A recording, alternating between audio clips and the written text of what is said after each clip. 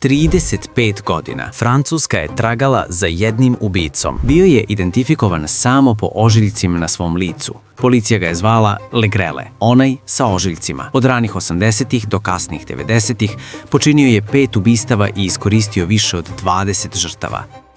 Izvačio se sa svojim zločinima 25 godina. Čak se pojavio u poznatom francuskom TV programu 2019. Jedini tragovi koje je ostavio iza sebe bili su kožna jakna, par farmerki i oznake na njegovom licu nacrtane na policijskim skicama. Porodice žrtava ostale su bez odgovora, a istražitelji su jurili čoveka koji je uvek bio korak ispred. Ko je bio ovaj serijski ubica? Kako je uspeo da ostane na slobodi decenijama? I kako je njegov niz ubistava došao do kraja? Ovo je slučaj Legrele, 25-godišnja potraga koja se na kraju završila na najneočekivaniji način. Pariz, 1986. Jedan običan dan pretvorio se u tragediju. Bio je ponedeljak u 19. okrugu. 11-godišnja Cecile Bloch je živela sa roditeljima koji su kao i svakog jutra otišli na posao. Mračno stepenište. Jedan lift je bio pokvaren, drugi zaglavljen. Mali detalj, ali kasnije će postati važan. U podne, roditelji su pozvali kući kao i svakog dana, ali ovog puta nije bilo odgovora. Pomislili su da je Cecile možda već otišla u školu ili je možda izvela psa napolje. Pokušali su ponovo, ali i dalje tišina. Roditelji su pozvali njenu drugaricu Janine, ali ju ona nije videla jer se nije pojavila u školi, što ih je zabrinulo, te su požurili kući. Čim su stigli, u stanu nije bilo nikog osim njihovog psa. Nisu pronašli njenu školsku torbu, što je značilo da je morala da krene u školu, ali je nestala usput. Domar i komšije su pomogli u pretrazi zgrade. Kretali su se sprat po sprat od njihovog stana sve do podruma gde su se nalazile 3 ostave. Otkrili su da su 2 prazne, ali iza trećih vrata čekao je užas. Tamo je bio smotan tepih. Ispod njega nalazila se mala ruka. Bila je to Cecilina.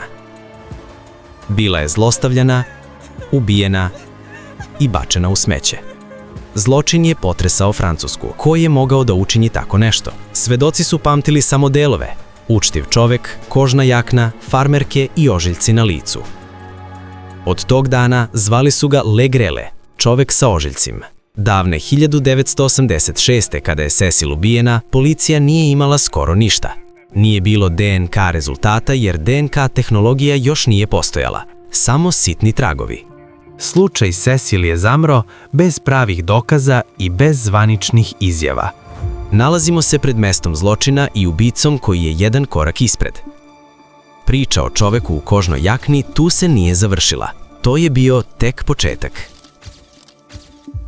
Cecile je bila samo prva žrtva.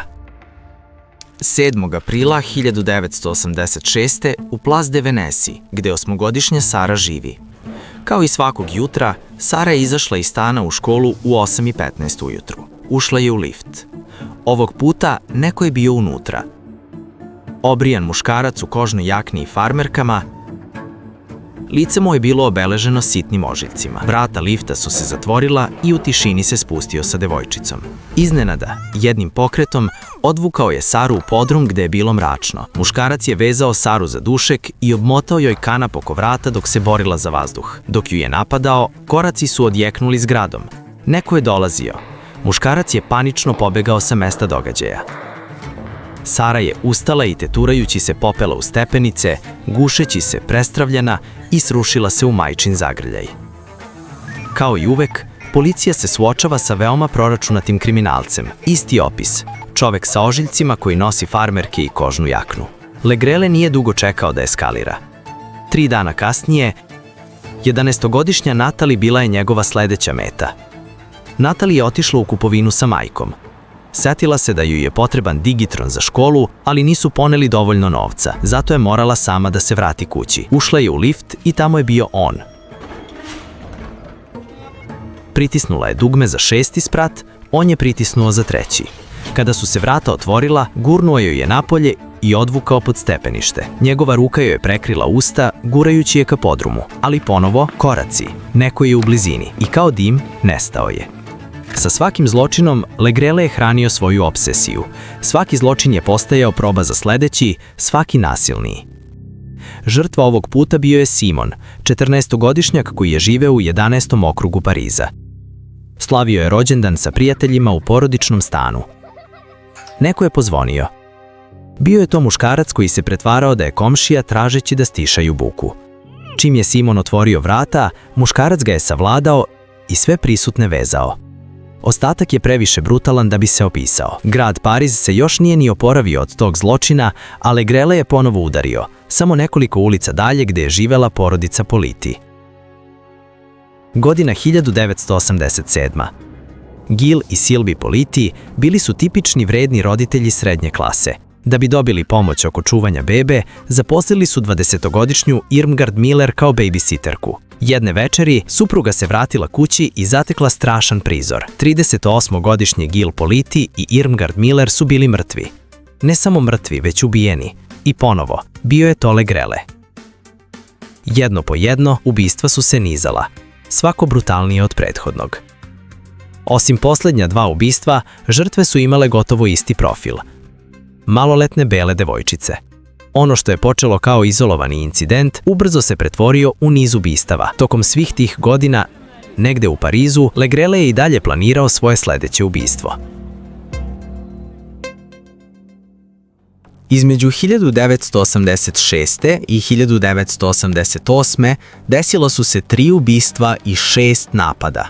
Kako je broj žrtava rastao, policija, detektivi, novinari i čitava nacija želeli su odgovore, ali još uvek nije bilo pravih i čvrstih dokaza. Roditelji više nisu verovali liftovima, deca su zadržavana u kućama, vrata su bila zaključana, a prozori zatvoreni. Štampa mu je dala ime Legrele. Svi svedoci su opisivali istu osobu. Obrijan, učtiv, kožna jakna, farmerke i mali ožiljci preko lica, ali poznavanje nejasnih crta lica nije bilo dovoljno. Policija nije imala druge dokaze. Godinama su istražitelji radili na slučaju. Svako mesto zločina pokazivalo je isti obrazac. Čovek koji se kretao sa samopouzdanjem, koji je poznavao zgrade i koji iza sebe gotovo ništa nije ostavljao. DNK uzorci su prikupljeni, ali 80-ih godina tehnologija je bila previše ograničena. Rezultati su trajali mesecima, a do tada je ubica već bio nestao. Francuska vlada je znala da će ova misija oduzeti previše vremena i truda. Pariz se suočavao sa čovekom koji je pripremao svoje napade, donosio kanape, koristio dušeke i proučavao zgrade pre nego što bi udario. Izgledao je kao običan čovek. Neko ko je mogao da prođe kao komšija ili porodičan čovek. Uprkos naporima, istraga nije vodila nikuda. Stotine muškaraca su ispitane, 1000 sati potrošene su na dosijeje, mape i vremenske linije. Svaki obećavajući trag se urušio, svaki osumnjičeni se ispostavio kao pogrešan čovek. Godine su postale decenije. Detektivi su ostarili, otišli u penziju ili preminuli, dok je Legrele nastavljao svoje zločine. Ovog puta meta je drugačija. 6. juna 1990. u tihim šumama Saint-Aubana otkriveno je još jedno telo. Žrtva, Gilbert G., 43-godišnji industrijski dizajner, bio je vezan za drvo, ruku čvrsto vezanih u obliku krsta, upucan metkom. Javnost je zahtevala odgovore, ali ubica je uvek ostajao korak ispred. Više od 30 godina Legrele je ostao prepoznatljivo lice bez imena, otvoren slučaj bez završetka, ali nakon decenija neodgovorenih pitanja, priča o čoveku sa ožiljcima konačno je trebalo da dobije preokret, sve zahvaljujući jednoj mladoj sutkinji. Dok su detektivi i profileri gotovo odustali od priče, mlada žena nije bila uverena da je nemoguće pronaći kriminalca. U novembru 2014. Natali Turki imenovana je za sudiju u sudskom tribunalu u Parizu. Bila je veoma oštra. Shvatila je da postoji nešto povezano između svih njegovih zločina. Natali Turki je zatražila DNK testove. Videla je isti obrazac u slučaju.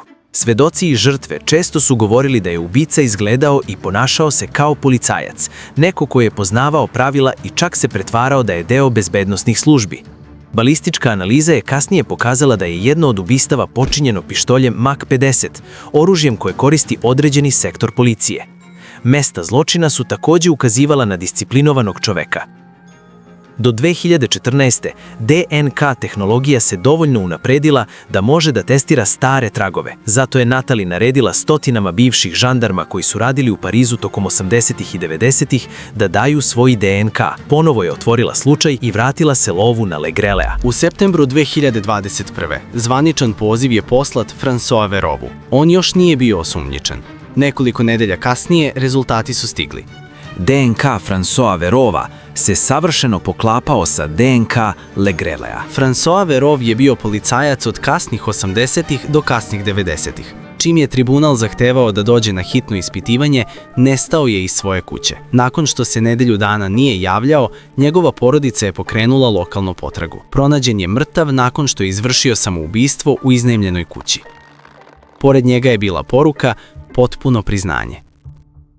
To priznanje bilo je dokaz da je François Verov zapravo bio Legrele. Priznajem da sam veliki kriminalac koji je počinio neoprostiva dela do kraja 90-ih. Povredio sam ljude tokom tog perioda. Moj život nije bio dobar. Mislim na vas i na porodice žrtava. Ja sam Legrele. Njegova supruga i deca nisu imali pojma da je bio jedan od najopasnijih serijskih ubica u francuskoj istoriji. Njegovo priznanje i DNK podudaranje definitivno su zatvorili dosije slučaja. Međutim, pošto je bio mrtav, nije moglo biti suđenja. Žrtvama i njihovim porodicama uskraćen je njihov dan na sudu. Nikada se nisu suočili sa njim, niti čuli javno presudu. Za neke je to bila bolna vrsta pravde. Osjećaj završetka bez pravog razrešenja.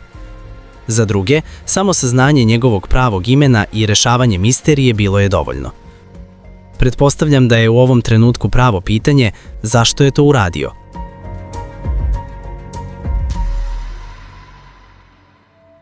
Mnoge ubice su rođene u traumi, zlostavljanju i nasilju, ali to nije bio slučaj François Verova. Legrele nije imao ništa od toga. Odrastao je u običnoj porodici i sanjao da postane motociklistički pilot, san koji se nikada nije ostvario. Po svemu sudeći bio je zaštitnik društva. Običan muž, otac i čovek reda. Iza te uniforme živeo je serijski ubica, a maska koju je nosio bila je toliko savršena da ga decenijama niko nije sumnjičio. 2019. čak se pojavio na nacionalnoj televiziji u poznatom kvizu i predstavljen je kao policajac, njegovo prvo i jedino javno pojavljivanje. Dakle, šta je pretvorilo François Verova u Legrelea? Da li je to bila frustracija ili nešto drugo? Istina je, možda to nikada nećemo znati. Pretplatite se i vidimo se u sledećem videu.